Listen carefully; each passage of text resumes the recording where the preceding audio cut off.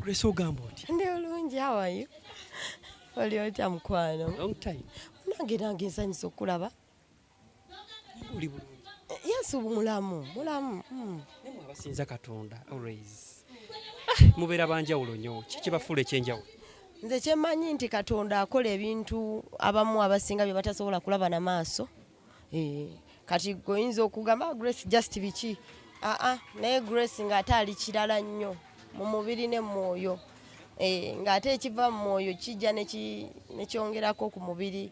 N'olabako okwo n'akwaayo kasampa akatono naye nga ddala Mukama ate byakoze binene. So I thank God for his grace. Bakiyita kisa. Atuteekako ekisa. Olunaku olwaleero sooka otunnyonnyole tuli ku ki wano? Leero 20th December tulina function gye bayita Be a Blessing, beera omukisa. Beera omukisa, be a blessing eri yo neighbor, eri muganda wo. Abamu n'ekirala tulina emizeegi n'oleka baganda bo nga balina enjala ate n'ofuluma n'obwabwe. First charity begins at home. Tandika n'ab'omu nnyumba, ogabira abantu, oyamba abantu, obeera omukisa this Christmas. So kyekyo kye tukola wano naku lwaleero. Tugenda gaba enkoko ennamu, tugabe omuceere, tugabe sukaali, tugabe omunnyo, kabuto, weebityo. Omuntu ayinza okwebuuza Grace, Yesu oyamba abantu, ng'era bw'ogambye nti otandikira mu b'ennyumba ebeewuwo ewaka. Grace, abeewuwo bali bulungi? Nze ndowooza bali bulungi, n'abalese bali bulungi. Gwe bino by'ovaayo n'ogaba, like bo tebayayaanira kubanga obawa ku kino ekintu kye balina okuba nga obawa? Nsooka okuwa kyegambye. Nsooka kuwa famire yange, maama wange. Biki oshegeera muzeeyi kati olina okuba nga Christmas ya muzeeyi yatekoze eki yateredde dda ng'ettooke weeriri eyo ekikoko ekiganda weekiri then n'osooka ate n'ojja. Charity begins at home nga bwe nkyogedde. So abeewaka bali bulungi. Abantu bano Yesu ozza obayamba omulungi ogutali gumu, obaddewo for so long obayamba.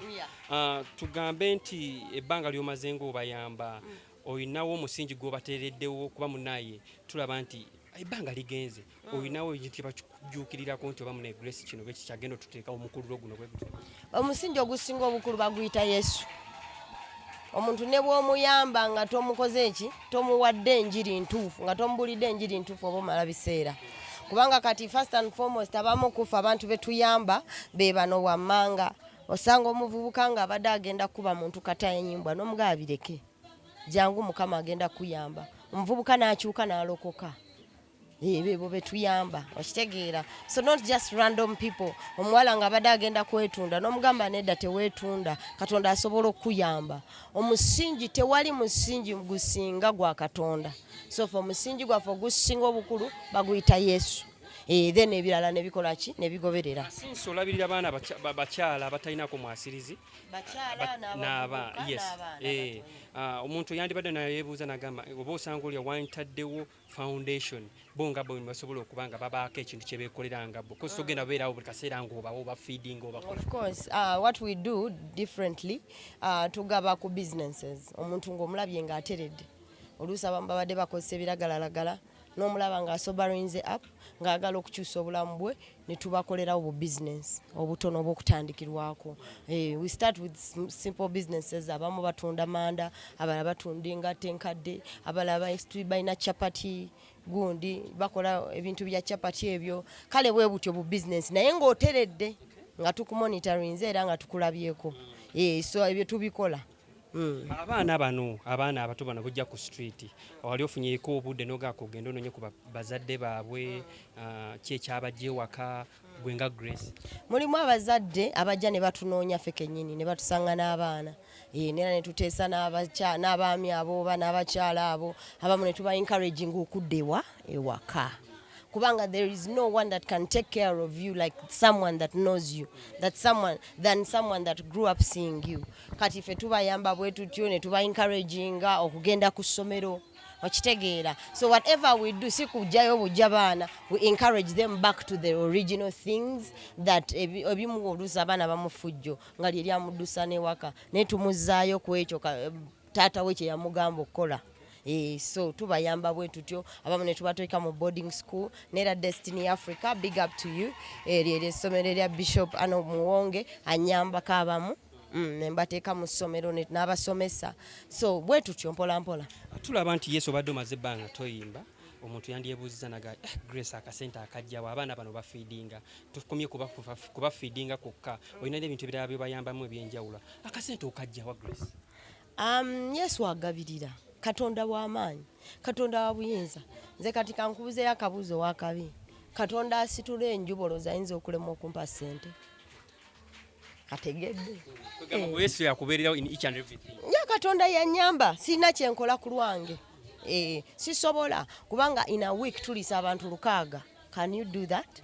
600. Yes, ku Wednesday nga 3 ku Sunday nga 3 okitegeera nga mulimu aba bebasuulidde ebintu ebweru ng'olina obafunirewo okubeera nga mulimu abalwadde nga mulimu ki okitegeera I can't do it okujjako okugaa nti Katonda yakoze eki yanyambye mu nsonga eno yambeereddewo era yagenda okusigala ng'akola ki ambeererawo sinze simaanyi gange.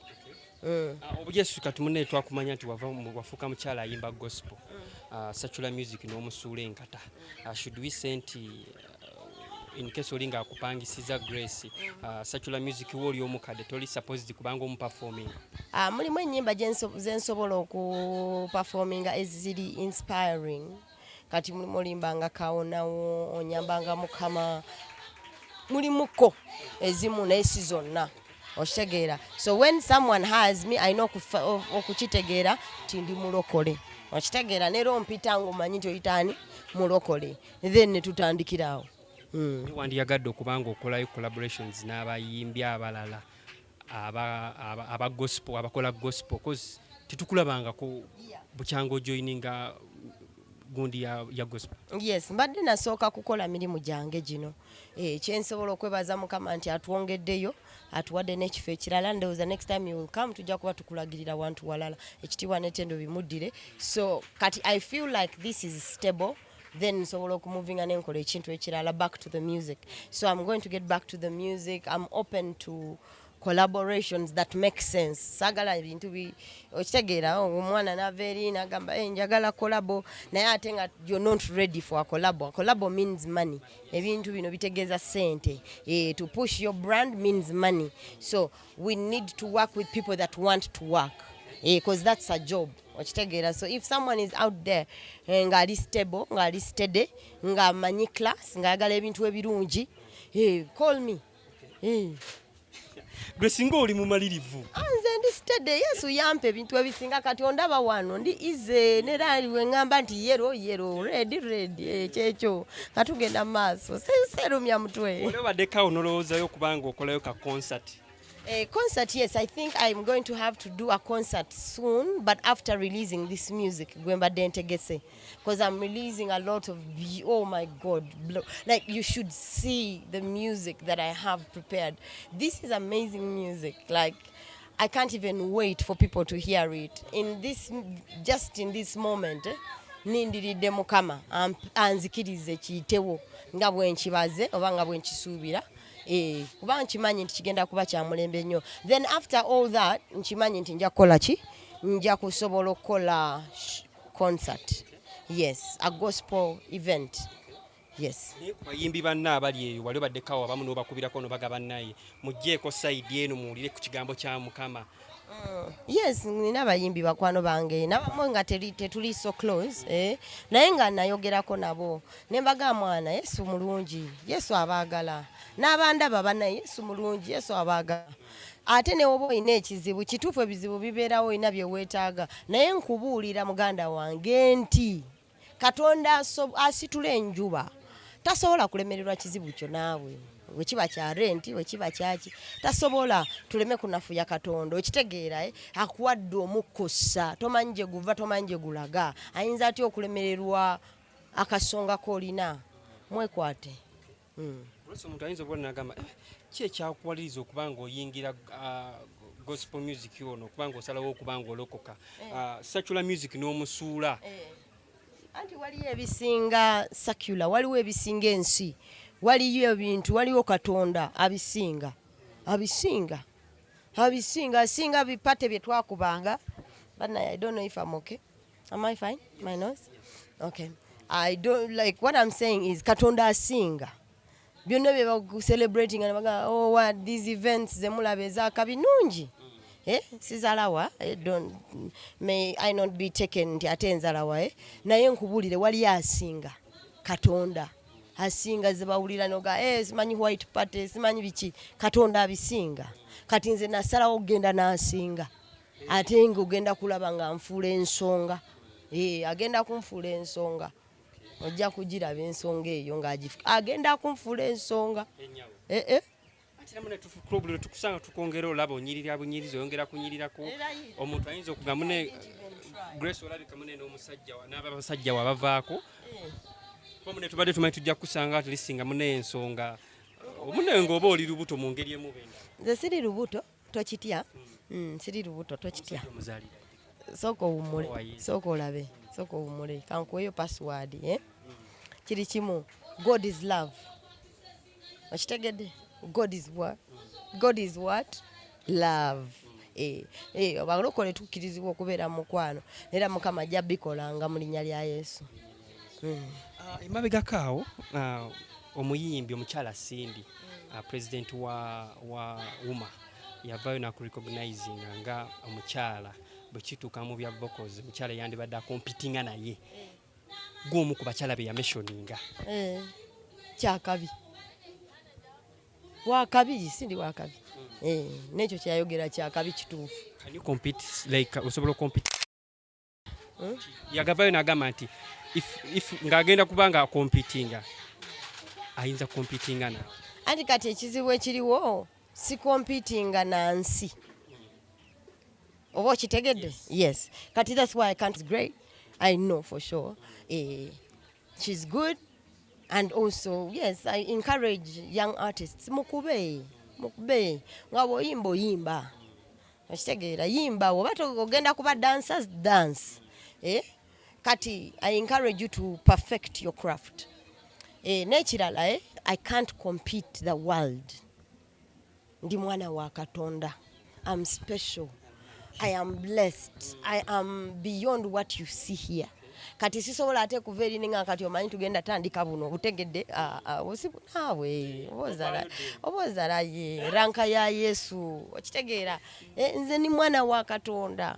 What I'm thinking to feed thousands and thousands of people, to take children to school, to okuzimba places that people will go and rest and look for God ne bamufuna okuzimba amakanisa agagenda okwesa Mukama ekitiibwa. We are looking at billions and billions of what? Money. Sibuno no bosibubo kati nga natera okuta Grace waliwo ekibiina kya federation okimanyi nakiwulira kyakabi ndowooza kati gwogwawa waliwo n'ekibiina ekitwala aba gospel artists nze ndi mulokole awo we mbadde ngwa mbadde sirina walala n'ekibiina kyo waliwo nakiwulirako ekyakenzo nakiraba ku TV akasente kabagenda obbawo aka billion 3 okamanyi nakawulirako naye kati I'm not interested in the kamane so I'm not bothered.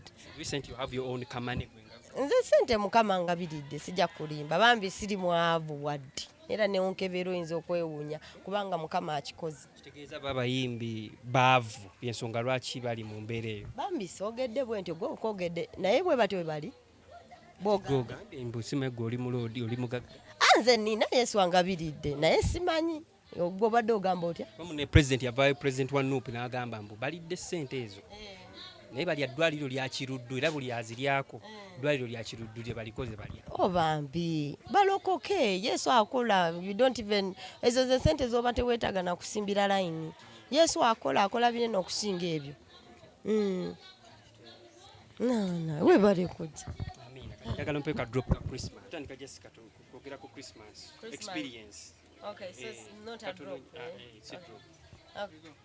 Okay, Grace. Yes. Twagala otubulire Christmas eyebiseera biri n'eya luno yali etya gwe kikyojjukiramu experience eri for me my first Christmas I remember back in the day nanywa soda bane soda namunywesa ba speed nanyingira mu nyindo yali anzise banange nenkwata ekikoko nenjiri abiki byali byakabambye mami wange mwebaza because mama wange bambye yatwagala.